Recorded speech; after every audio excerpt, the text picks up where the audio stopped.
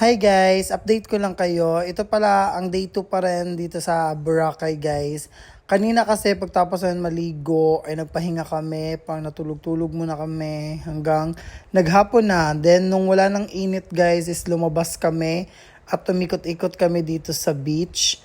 Yan guys, dito sa labas ng La Carmela. Then papunta na tayo ng... Ang La Carmela de Boracay ay station 2 siya guys. Then lumakad tayo para maghanap ng makakainan guys. Kasi balak namin ng aking mga kaibigan, mga kasamahan guys na kakain dito sa labas. Then ang ganda ng sunset guys habang naglalakad kami. Then yun na nga, nakahanap na kami ng best na makakainan at dito nga kami kumain.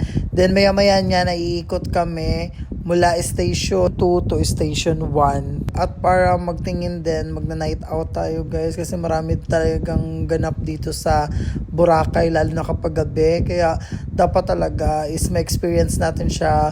Kagaya namin na first time pa lang dito pumunta sa Boracay, dapat i-experience talaga natin lahat kung ano bang meron dito tuwing gabi dito sa Boracay. Kaya tara guys at samahan nyo kami.